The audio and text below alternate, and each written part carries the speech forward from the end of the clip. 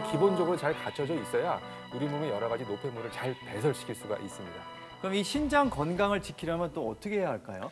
예, 먼저 여러분들 신장은 건강하신가요?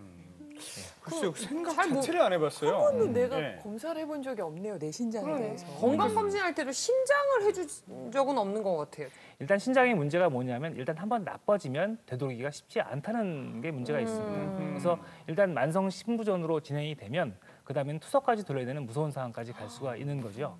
그런데 미국에서 1996년을 기준으로 해서 투석을 돌리는 만성 신부전 환자들이 매년 3.2% 정도 감소했다는 보고가 있었어요. 그래서 도대체 이게 뭐 때문일까라고 그 원인을 조사를 해보았더니 신장 질환의 그 증상을 느낄 수 있는 자가 진단법이 알려져서 이 사람들도 널리 퍼졌던 거죠. 그래서 사람들이 조금 이상 증상이 있으면 병원에 찾아가서 미리 진단을 받음으로 해서 그런 투석까지 갈 수 있는 어떤 그 나쁜 상황을 미리 막을 수 있었다는 보고가 있었습니다. 제가 그래서 신장의 건강을 살필 수 있는 진단법을 준비해 봤습니다.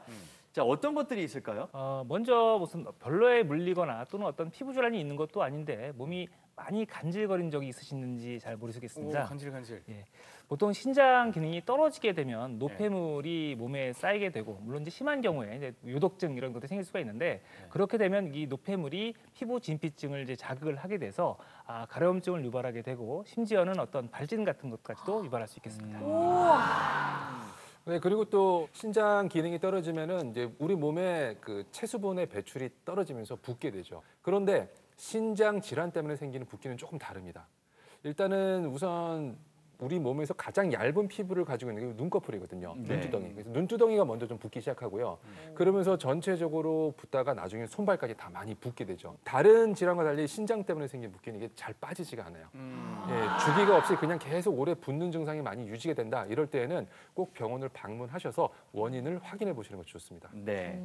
그리고 직접 두드려서 알아볼 수 있는 방법도 있는데요. 한쪽 팔을 이렇게 올리시고요. 다른 팔로 등 쪽에 있는 갈비뼈 아래쪽의 옆구리 부분을 이렇게 통통통 쳐보시는 거예요. 이 부분이 바로 이 신장이 있는 부분인데요. 여기를 쳤을 때 만약에 통증이 찌릿하게 힘이 든다라고 하면 신장 질환을 의심할 수가 있기 때문에 바로 병원에 방문을 하셔가지고 정밀 진단을 받아보시는 것이 좋습니다. 한 번 더 두들겨 한번 보시죠. 네. 좀 찌릿찌릿한 것 같은데요, 저는. 어떻게? 우리 김영숙 씨부님 네. 어떻게 다 해당되세요, 이렇게.